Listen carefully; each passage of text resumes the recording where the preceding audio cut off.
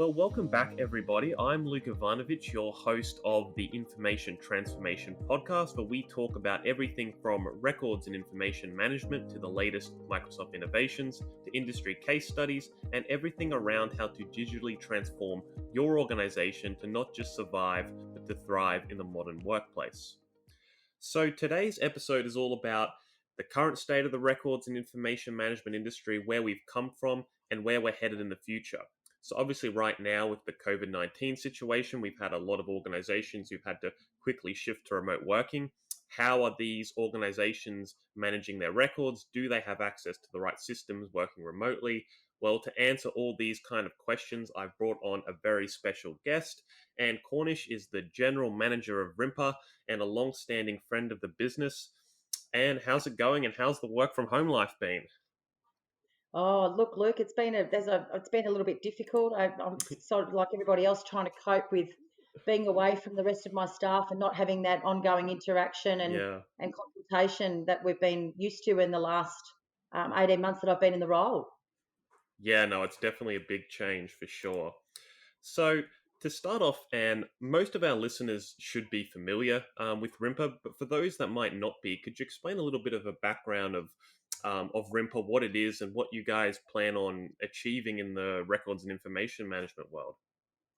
Okay, so RIMPA, which it stands for Records and Information Management Professionals Australasia, which is a big mouthful, which is Yeah, yeah, why we easily refer to it as RIMPA, as you well know, is the peak industry body in Australia and New Zealand for all records and information management professionals. So the aim of RIMPA is to provide our members with professional development opportunities, events, networking, mentoring programs, certification for professional status, and obviously ongoing certified professional development. So the aim of RIMPA, I suppose, or our vision is to be the most important peak body in Australia. There are some other competitors, yeah, but we, as you're well aware, but we see ourselves as probably being predominantly the lead in amongst all of those, and probably the biggest one, I would suggest. And yeah, yeah, definitely. I do have interaction with those other groups, and we seem to have the biggest membership. We do cover more than, I suppose, records and information. Well, information covers a lot of things, as you're well aware, Yeah, Luke. yeah, But we do try and cover off on things such as the other, what I call soft skills that relate to records managers or information management professionals, such as project management and change management and leading mm, teams and those sorts of things, rather than just those true, the true core functions of a records and information manager. And mm. we also delve into the data management area, and we also delve into the IT area. So we try and have a fairly good cross section for all our members, which does give us the openness, I suppose, to having a large membership group and a very diverse membership group, which is great. We have members from all the government spheres, the three levels, Mm. federal, state, and local, and we have a big vendor base, which is fantastic. And we also have the private sector involvement as well. Yeah, no, absolutely. And I know we've been a member of RIMPA, I don't know how long, but a lot longer than I've been working here. Yes. And it's been great. So, and I know you guys obviously have the big RIMPA Live event that you put on every year. So hopefully this year we can actually have that. Yes, I'm crossing my fingers, Luke. At the moment, we're still planning on it because it is October, and we're hoping that Mm, we'll be okay by then. But depending yeah, on, we just don't know what the travel arrangements are going to be. I think we might be okay to be moving around and out of isolation, but we're just not sure on the travel arrangements at that stage. yeah. Mm. Yeah, absolutely, because that's always a great bit of value and a great bit of fun as well. So, speaking of working from home, I mean, obviously you spoke about your transition, but for Rimpa as an organization, how has that transition been for you guys as a whole? Well, it's been, to be honest, if I'm going to take a positive out of all of this, it's been a really, it's actually made us move or transition very quickly into what we've always been planning, which is to give more virtual opportunities. As you can Mm, imagine, look, we've got a vast majority of our members are sitting out in regional remote areas of Australia and New Zealand. Australia and yeah, New Zealand, Australia more so, probably a very large country, with people that are in locations that to get to their CBD could take them 4 to 6 hours, even on a flight, mm, as you can imagine in WA and Queensland especially. So as a Yeah. result of that, it's always been in the pipework that we would have a more virtual presence, a more virtual footprint. And COVID-19 has just actually enhanced or accelerated that, I suppose, for want of a better word.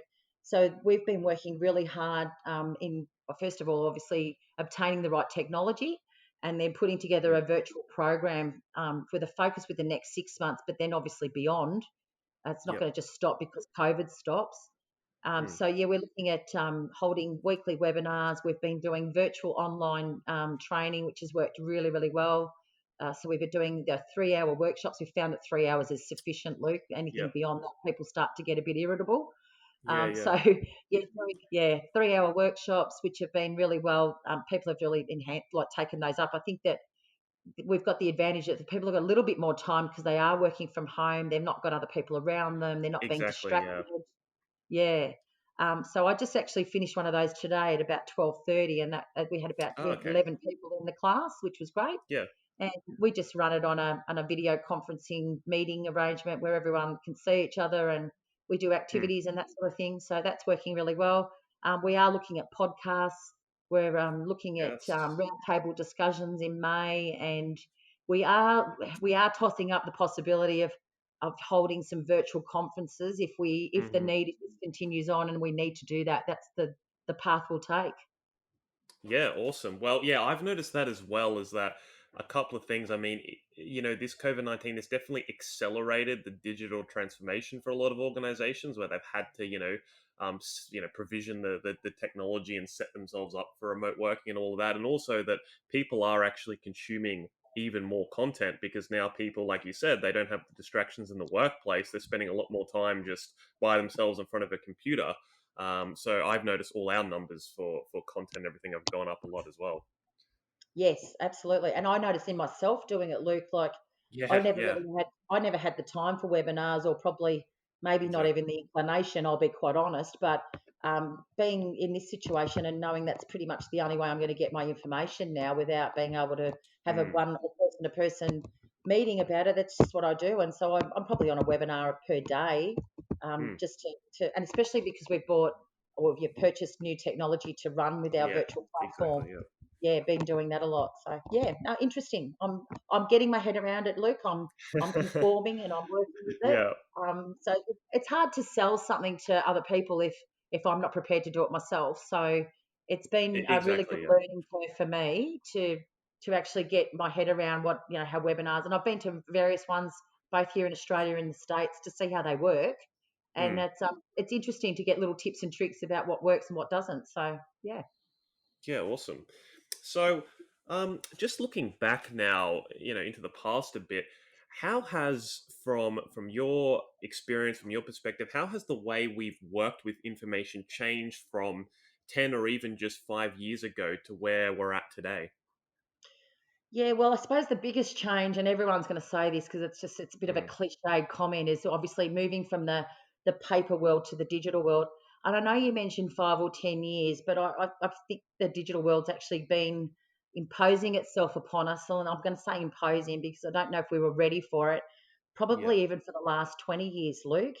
I Wow. can Okay. remember. Well, I can remember. It's probably even longer than that. I mean, I've been in the industry a long time, but Mm, those that have been in the industry a long time would remember the old typing pool where everybody, sent their what they'd hand write out what they were doing, and then they'd send it over to the typing pool. They'd type it up and bring it over to you, and then you'd correct it again and then send it back, and so on. It was such a long, onerous process, but that's what we used to do. Just yeah. the introduction of word processing and you being able to type up your own letter, I think, was the start of change and working in a more digital environment. And I mean, I'm talking that's the 80s Yeah. or Yeah. early 90s when that started to happen. So that is more than 20 years ago. I keep forgetting that it's 2020. Where did all Yeah. those Yeah. where did all those years go?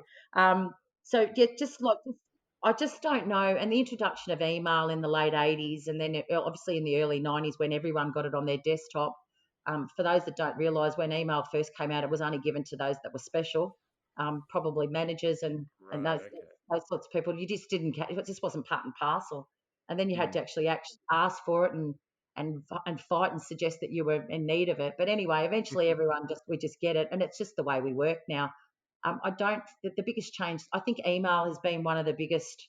Um, I'm going to say this, that we missed the wave, as in in the industry, and we didn't really Mm. pick up on emails very well and the way we should capture them as records. Yeah. So my point there is that I think initially we all thought it was a bit of an informal chatting type. Um, Email was Yeah. going to be this Okay. informal chat, and no decisions were going to be made, and the rest of it. And with in a very quick time frame, it became an essential business tool.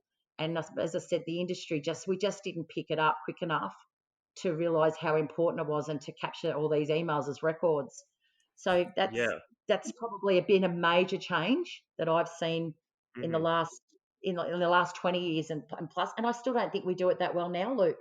To be Yeah. honest, Yeah. I No. still Absolutely. don't think that email is. I don't think we've actually hit the mark and can all honestly say to ourselves that we're great and we capture all emails, because I think we'd be lying to ourselves if we did.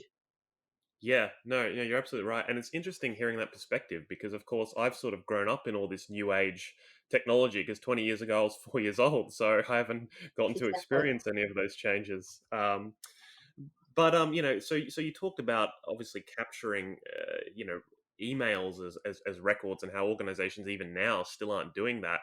How much is that challenge going to be exacerbated with, especially now that everyone's sort of been forced to work remotely? A lot of organizations are shifting even away from emails with these new sort of Microsoft Teams and these other collaborative tools. How much does that sort of exacerbate that kind of challenge? Well, it does. It just tenfolds what I just mentioned, because the Mm, same problem is occurring right now because we're introducing all these additional communication tools. As you mentioned, we've got Microsoft Teams, we've got people working on informal chat like products like Slack or Yammer or mm, OneDrive, and all those sorts of things are all happening. And again, I don't think we as an industry or the vendors within the industry have caught on to this wave quick enough to actually work out how we capture it and make sure we manage these things as records and valid information. My concern with all this stuff is there's just so much of it, Luke, going out, and yeah. there's so many communication tools out there that I'm just worrying that we've just got a spiral of information that we're just not capturing. Yeah, no, I think you're absolutely right. I can't remember the exact figures, but I remember reading, and it was some study that showed that it was a single digit figure of information that organizations actually capture. It's a very Yeah. small amount of the total of their organizational information. So you sort of spoke about how the approach to records management has had to change with this changing way in which we deal with information.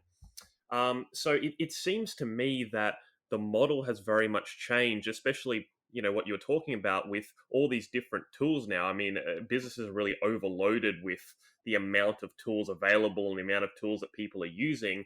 That the sort of traditional model of where you have your EDRMS and that's sort of the center of the universe, and you have to make sure that everyone saves their information in predetermined folder structures in that EDRMS. It seems to me that that model just doesn't, or perhaps never did, work because employees are going to find workarounds and so much information is going to go uncaptured. And that model has very much shifted to a sort of federated content management model where you have to really manage your information in place, regardless of what repository it's sitting in. Would you agree with that? And how difficult is it to be able to sort of implement that model where you do manage your information in place? Yeah, you're spot on, Luke. I think what happened probably in the 90s and the early 2000s was that you're right. The EDRMS was supposed to be the be all and end all and the answer to everyone's Mm, prayers. We had the trendy terms of the single point of truth and the one stop shop for all your information. It's not a realistic approach. And it's not yeah. feasible. And you're spot on. I've done this on various occasions when I was working actually in the industry as a consultant, and people out there, the users or the staff, whatever you want to call them, are just not the rigor around an EDRMS and that real records management approach just Mm, isn't appealing to most people. yeah. Unless your job is primarily working in that with records and information. So, and I'm not just talking about those people that are in the records offices. I'm also talking about staff that are out there in amongst the business units that are probably primarily responsible for managing the information on behalf of that business unit. So it could be an executive assistant or a PA or an admin type person. Outside of those people, the EDRMS is actually a chore. Okay, to Yeah, actually exactly. save Yeah. things into it is a chore. So as you mentioned, they'll take any opportunity to find an alternative way of doing things that's quick and easy. And look, the answer to that, and let's be honest, in most organisations, been your shared drives or your network drives, because they're pretty flexible. They're really all about you. You can do whatever you want. You can actually create and you can delete, which, believe it or not, and we all know that you can. And it was Yeah. and it was suitable. It was just worked. Mm. And then you put this layer of an EDRMS over the top of it, and you ask them to fill in all these profile forms with all these metadata fields. And look, I've worked in organisations, Luke, where the metadata fields exceed over 20, and 20 Yeah. mandatory fields. Mm. And people aren't going to do that. They're going to No. avoid it as best they can. But and what's changed? This is the big one of the biggest changes I've seen over probably especially in the um, Mm. last 5 years, sorry, is that records people have realised that, hey, stop putting all these recordsy rules over the top of things, because that's what we're good at. We can do Yeah. this stuff in the back end, and let's work Mm. around what the business actually needs. And I've seen things like, new classification schemes coming out now where they're really replicating the network drives and allowing the business units to pick their own terminology, their own Mm. hierarchy and folder structures and that sort of thing. And then the records people are doing the hard work in the back end and mapping that to what needs, to the right retention and disposals, or the EDRMS classification scheme, whatever it might be. And I think that's a really good thing, Luke. I think it's about Yeah. time that we realise that the users out there don't have the skills. Well, they shouldn't have the skills. Mm. Otherwise, we're actually all defunct, as in records and information management Yeah. specialists. Exactly. Yeah. And I think we underestimate the skills that we do have. I mean, being able to Mm. classify records and all types of records is a Yeah. skill. And Absolutely. it's a niche skill, Luke. It's not something that Mm. you just pick up overnight. And when we devolved out, using EDRMS as an example, and we devolved out the task of all the users, it's now your job to actually classify your information into the system. They had Yeah. not really had, unless it was a standard everyday thing that they did, regularly. It just was impossible for them to do, and it wasn't something that they enjoyed doing, and they didn't want to think about it. Yeah. So I think we underrated, or we still do, underrated the skill set that we as records managers have, and I Hmm. think we had a high expectation that for the users On to end do it. users. Yeah. Yeah. Yeah, and I think that's where the fall down was. I think that's when EDRMSs and all that, the implementation, or the uptake, I should say, of an EDRMS was quite low, Yeah.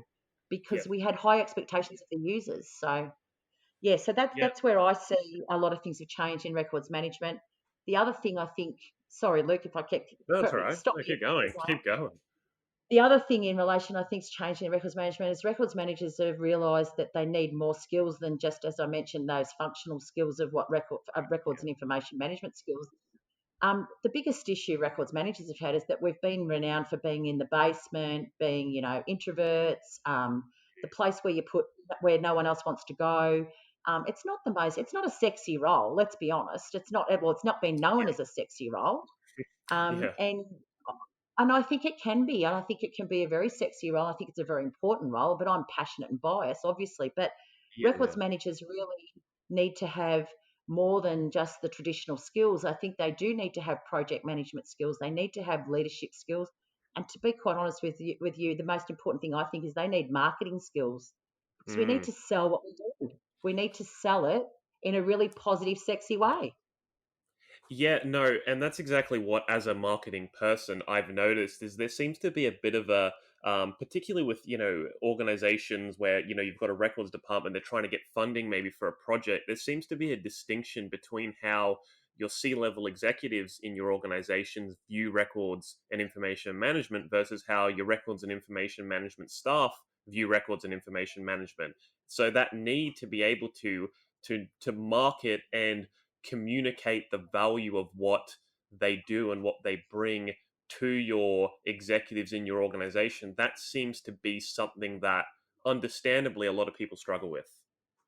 Absolutely. And as I said, traditionally, records managers have been renowned for being, the introverted type people. You know what I mean? Very organised and very into making sure everything's in its place. And unfortunately, I think that tradition probably needs to go, and we need to have more people with the skills and the personality. And unfortunately, some of that personality, that you can't learn, that it just is part of who you are. To be able to sell it onto the business, and look, it can be, if you're passionate about anything, Luke. In my opinion, you can make Mm. it sexy or appealing or whatever terminology you wish to use. Yep. And I think it's a real skill in itself. But to get out, you've got to be able to speak to all audiences. So you need to be able to speak to the layman person who has got no idea about what the benefits are of records management, right up to management, where they've got the full responsibility of records management for their organisation. Mm. But you still need to be able to speak on a level that's appealing. And let's be honest, it's a cliche again, but what's in it for them? I mean, Yeah, that's what we've got exactly. to do. We stop selling the compliance stick, because Hmm. people don't Yeah, yeah, care. yeah. They really don't Yep. care. We've really got to go talk to them about, how it benefits what they do in their every day-to-day job. And it's as simple as Yeah. that. It's Yeah, no. simple to say, but not as simple to Yeah, yeah, implement. I understand, but yeah, yeah, yeah. that's what you've got to do. And there's a little bit of trust too. I think I don't think records managers previously or traditionally have been very good at forming relationships. And Hmm. I say this a lot when I do my training and that sort of thing, that it's so important that they get involved with other areas in the organisation and not just keep themselves siloed. So, be involved in IT. They should be involved in when the decisions are being made about what new software is being purchased. They should be involved when software is being decommissioned. They should be involved when people are looking at migrating information, that sort of thing, from system to system. So Yep. we get a little bit hung up on being involved in the EDRMS, and Mm. records are held everywhere, not just in the EDRMS. So Yep. we've got to broaden our view, I think, Luke. Yeah, no, I completely agree.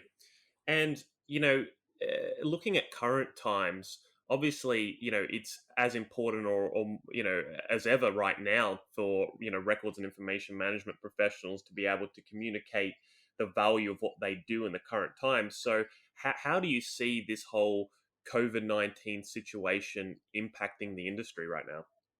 Yeah, that's a really good question. And I'm hoping that we hop on this wave a bit quicker than we have previous waves. But I suppose my biggest concern, and I have been in a few chats around the world on this, that the biggest concern is, yeah, it's all well and good. Let's send everyone home. Let's work remotely, which most of us have got technology that allows us to do that. But in saying that, I don't know how well organised or how well established a lot of organisations are in giving access to the correct repositories for saving the records they're creating while they are at home, Luke. So Exactly. I'm majorly concerned that, and again, it's about internet connections. I mean, even when I'm doing training, I mean, I get people in and out. They aren't able to have the video on because they don't have a good Mhm. enough internet connection. So, in saying that, are they saving their records that they're creating while they're at home during COVID-19 into the correct systems? Which then, if they're saving them separately, which they may have to, by the way, I'm not saying they're doing the wrong thing, then we're missing out on sharing of information. We're missing out on access to information. We're possibly opening the access to information to people or to others that shouldn't have access. And so I believe there's a whole lot of issues that I don't think organisations have actually considered at the moment, because it's been rushed. We've all gone, Yep. oh my God, one minute we were working in the office, tomorrow we're working at home. So in their defence, I don't know if they've had the opportunity to really give it a lot of thought and Mm. planning, Mm. which is Yep. understandable. But I think that the records managers now need to actually hop on board in their organisation and start, flagging that, hey guys, this is an issue. We need to deal with it. Yeah. Yeah, no, I've noticed that in just like, with our clients, with, a lot of people who have gone out and they've maybe, provisioned teams, and it's like, well, if I create a document in Teams, how do I actually manage that in the background? And a lot of those sort of processes, most organizations don't have in place. No, you're spot on. And this is where I think these additional um, communication tools are going to get set up, because they're just easy. So, Mm. for example, we started using Slack, right, just for informal conversations rather than emailing each other or texting each other. Yeah. But what Yeah. happens with that, and it's just natural, it happens within that little program. Instead of it just being informal, saying, oh, we're on now, or we're leaving for the day, or we're having lunch, we started to talk about work things in there, and we started to make Mm. decisions, and we started sharing information. So it just happens by default. So now we've got I've got this, this sort of chat content that's got a little bit of work in it and a little bit of chat. Do you know what I mean? Yeah, So yeah, yeah. how do I capture that? Do I capture that? Have we done the wrong thing? We probably have. Teams is a prime example. People are going to use Teams for exactly the same thing. It's going to have a bit of everything in it. And when are we going to capture it and when are we not? Yeah, no, and I know that was a big conversation at last year's Rimpa Live. And speaking of which, like, how have from your perspective, how have the National Archives of Australia and the different state regulatory bodies changed their regulations to adapt to these new communication tools, as far as what information is or isn't required to be captured? It's a really good question, Luke, and it's funny that you say that because I actually do speak to them on a regular basis in my role. Um, like everyone else, in their defence, it's all happened very quickly. Yeah, So absolutely. they are working on it. They've got some little working groups going on about how they can address it, which I'll give them their due. It's probably a lot quicker than I thought they would come and pick up this sort of stuff. And RIMPA are part of that too, Luke. So we're working with them, trying to Hmm. give some guidelines and advice to organisations about what they should and shouldn't be doing. So it's more aimed at the organisational level rather than the records manager level. Do you know what I mean? Yeah, It's yeah. about it's to the CEOs and the DGs about what their responsibilities are and some ideas and tips and tricks, I suppose, for want of a better word, about what they should and shouldn't be doing. It's Hmm. probably been too hard to formalise it into official Right. procedures or processes at this point in time. So, but yeah, so tips and tricks are what they're doing at the moment. I'll give them their due; they are onto it, which is great. Yeah, that's great to hear. So my last question for you, Anne, is where do you see the records management industry in the future? What different cultural or social trends and what different progressions in technology do you see influencing the way the industry moves forward? Yeah, that's a really good question. I suppose if you want to if you want to look over the last 20 or 30 years, it's been a bit of a slow progression. But I Mm, just feel that it's really important that the influences that are happening around us, including what's happening with us right now, but make mention of things like artificial intelligence and machine learning and mm. whatever new technology appears tomorrow, and that's how quickly it happens, as you know, Yeah, yeah. that we as an industry are quick to move on it and understand it. If not, if we can't even be before it, if that makes sense. If we know things are happening, we need to Mm, get onto these things and move with the times. When I say move with the times, I'm not saying let's pick up the technology and run with it, but I'm saying we need to have a plan in place if that's the case. I yep, still think this artificial intelligence and machine learning is going to hit us really hard. And I don't yep. know if we again haven't picked up and ran, well, we're not running with it and we should be. Hmm. Um, should we do it? I see the records manager. I'll be quite honest with you. I see the records and information manager professionals to actually increase. Believe it or not, I know this is going to be against what everyone thinks, but I think that they're eventually or slowly getting recognised as an important or integral part of any organisation. Yep. I think that information, knowledge, I don't care what you want to call it, is all Hmm. considered very powerful. It Yep. is getting more and more known as an asset. And I think Hmm. that the importance of those positions are only just going to escalate over the next 10 years. That's my opinion anyway. Yeah, no, absolutely. Well, I think that covers everything I wanted to talk with you about today. So thank you so much, Am, for coming on the podcast. It was a pleasure. And for our listeners, thank you guys for tuning in. And we'll hopefully be back next month. So thank you very much, everybody. Thanks so much, Luke. Thanks for having me. Appreciate